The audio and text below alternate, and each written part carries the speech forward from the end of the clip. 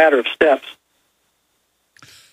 Well, our job's easier than ever because we warned people about the New World Order. Ron Paul did, you did, countless others did. For so long, we got laughed at and made fun of because we were informed. Now everybody's like, wow, everything you said's coming true. So I don't think they counted on us being there for the last, 30, 40, 50 years, some people. Yeah. In the case of G. Edward Griffin or people like Bob Chapman or Red Beckman. And I think that's our real ace in the hole. And as you said, Providence. History's shown that when good people take action, Martin Luther King said the universe bends towards justice. I truly believe that God is the author of freedom, not government. God is the founder of freedom. He is a promoter of freedom. His children have always been involved in the freedom fight in one way or the other. He has inspired men from Moses all the way through the Judges, the Old Testament prophets, and the New Testament apostles, who stood up and fought for liberty and the principles of freedom that was established by God, our Creator, who gives us a free will to choose Him as our Savior and who wants us to serve Him by our will and by our choice. And so God is the promoter of freedom. He's the defender of freedom. And when men and women stand up courageously, indefatigably, for the principles of freedom, I believe with all my heart that God will fight with us. He did it for our forefathers, and I believe He'll do it for us. But we've got to, I've seen it in my own life. When I go through a fear, through a concern, I can feel these developmental thresholds that when I just say, you know what, I'm giving it to you, God, but then take action on faith, that's when the power kicks in. And I've seen it, Pastor. I know it's real. Yep, me too.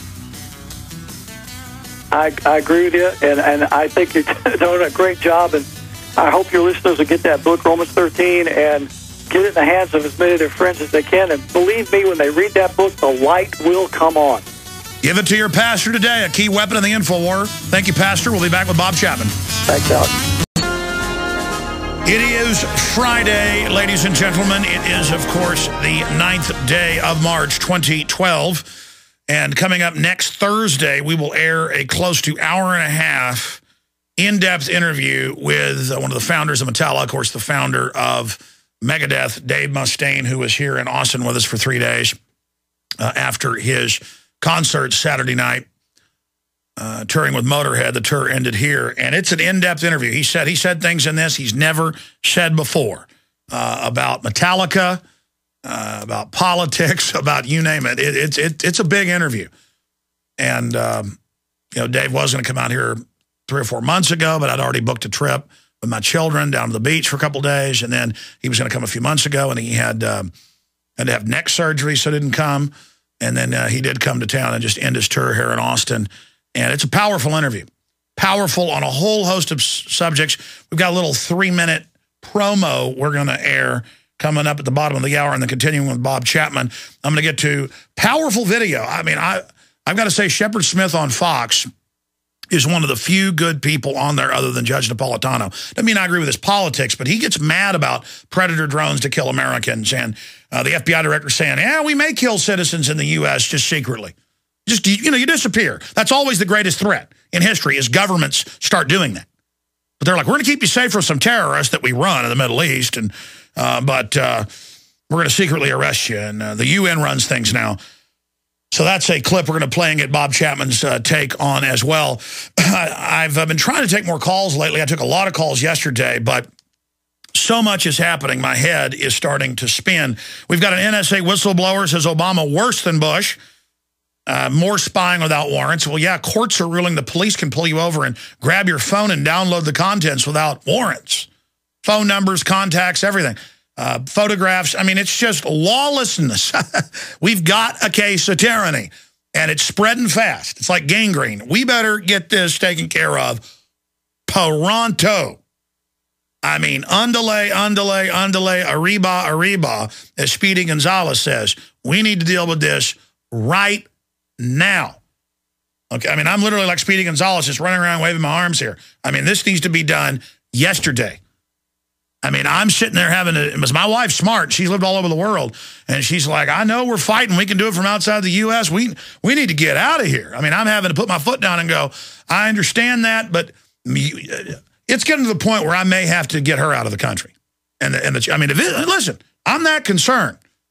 If this continues, I'm going to have to get my wife out of the country. I mean, this isn't a game. This is not a joke. This is not a drill. They don't try to say foreign groups run the country to the Congress because they're not planning to do that. They don't have NLE-09 3 years ago and say 15 countries' militaries are training to take on domestic extremists and terrorists. They don't sign agreements to use Mexican and Canadian troops here in the U.S. because they want to play patty cake with us. They don't say we're going to secretly arrest citizens and disappear into black holes for no reason, just as Pastor Baldwin just said. They do it so that they can sell everybody and test everybody. Folks, they're going to take everything. It's going to be a total collapse the way this is going. Now, if they decide they can't execute this police state, they'll back off and not bring in a depression. It's on record they're engineering all this. You think the economy's bad now? You ain't seen nothing yet. With liberty comes prosperity. With tyranny comes poverty. I mean, it's very simple equations. Now, I want to explain something here. This is beyond Caesar crossing the Rubicon and overthrowing the Roman Republic. Obama didn't say he can launch wars and kill whoever he wants because he's the president, which is treason and violates Article 1, Section 8, Clause 12. And there's impeachment stuff introduced on this now. This is big. And if he gets away with this, they're going to use it. He went further. He said, I do this under foreign power in a letter. And that's what the SecDef and others said. They decided to go with the person that put them in. Well, Congress commissioned those officers, but decades ago. There's a reason, because you don't let the president pick his own guys or he'll take over. Duh. No brainer. And so I talk to these cops and people, especially the militarized ones and the SWAT team guys, and they act like robots and they act like you're not a person. They're like, that'll never happen. Well, we know best. Well, we won't abuse that authority. We won't abuse that authority. They're going to take all your pension funds, dummy. They're going to ruin your future as well. Look, America is the Declaration of Independence, Bill of Rights, Constitution. And when you start putting it down and acting like it's stupid, well, then you're putting down America. I don't know how else to explain it to you. I know a lot of police and military are waking up, especially the military. And look, Ron Paul has been defrauded. I told everybody it was going to happen. And they said, well, why did you support him then? Why did you support Ron Paul? Because he educated people and he showed the election fraud. But everybody's like, wow, you're right again. How did you know? In fact, there's tape that's been released that I think's real that was recorded at an Obama event when he thought the mic was off. Where, in fact, ask Rob Duke for that. We'll play it later and get Bob's take on it. And he's saying, yeah, no, Rick's out. It's going to be Mitt Romney. And you know what they did to Ron Paul in Maine. I don't blame him. And let me tell you, when that Caliente guy, famous comedian, called my house and posed as Bush, and everybody thought it was real, I didn't even put it on the web. Mancow ended up doing it. And to see if folks bought it. And I said, I think it's a comedian. It's not George Bush. Because I could tell. If this isn't Obama, it's some computer that's recorded him and put it back together again. I mean, it's Obama. And or it's his twin brother. Because, I mean, it sounds, it's Obama. I mean, my brain says that's Obama. It may be fake, but then it's some computer splice of Obama. And my point is that this is real. I mean, we're being conquered by foreign mega banks, and that's what Time Magazine says. But it's like, oh, isn't it good the banks are going to run everything now? Now, Bob Chapman, almost 50 years fighting this, wrote the biggest newsletter for a while till he retired, came back. He joins us now to break this down. But obviously, Bob, the big news is coup d'etat. Pentagon and Obama declare Congress ceremonial. They're now going back on their thing and saying, well, we do have the power to kill citizens, foreign and domestic. We'll go ahead and do that. So, I mean, they're really trying to push torture, secret arrest, all the stuff we know that is the bad guys, and saying it's to fight al-Qaeda when al-Qaeda publicly works for them. Bob Chapman, what is your view on the public statements to Congress that they can hit the road, Jack, and don't you come back, no more, no more, no more? What do you make of this gauntlet being thrown down? Well, if you go back to the 1960s and 70s, you'll find that we contemplated these kind of things. But we thought that because we had an elected Congress and a president, but particularly Congress, that we would get some cooperation and some help. And we did. And then as things moved into the 90s and then beyond, we started to get less and less. And that's really where we're at today. And what they're saying now is Congress is ceremonial, and as is the U.S. government for that matter. And the UN runs everything, and we take our orders for them. And it's in your face again, and the question is, how do you stop them? Well, you're right, Bob. And of course, Caesar made the Senate ceremonial. But, I mean, they're there telling them, no, you don't launch war. You don't do anything. You don't have nothing. But they went further. They said the UN gives us the orders, which is what the Supreme Court justices have now been saying. I mean, they're doing this on purpose. They're just acclimating everyone. Now, of course, as you know, Walter Jones in the House and others in the Senate have introduced, and here's the bill. We'll actually put it on screen for people.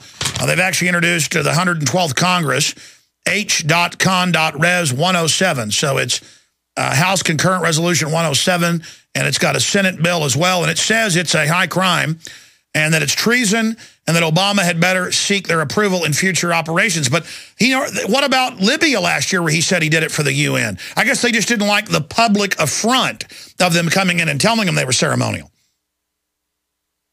I think you're right. And I also think that they're moving toward much bigger things beyond that. If the UN has the power to tell us what to do, or the government what to do, and they decide that all Americans who have vehicles under, let's say, more than 10 years old, they have to be junked and they have to buy new ones. Or everybody who has small arms in the United States has to give them to the government along with the ammunition, and on and on. And that's how they intend to override the U.S. Congress, the office of the presidency, and do exactly what they want, because I think up until this point, they've not been able to do it or find an easier way to do it. So here they are decreeing it. That's right. They're going exactly. They're going right to tyranny now, right to Agenda 21. And what you mentioned, the UN has said in their UNIDIR documents that they want total civilian ban of guns. They've said all the things you're saying. And look at how he uses the EPA to enforce UN edicts. We're already under UN control to a great extent. That's been borne out as well by having the rules from country to country about things the same, such as contents, how they're spelled out, whether they're in ounces, and things like that, particularly pertaining to food. And they're working very diligently at that and have been for the last several years. And so those are the kind of things they start with, and then all of a sudden they say all cars have to be made like the Volkswagen whatchamacallit. Stay there. You're absolutely right. And the UN did the light bulb ban.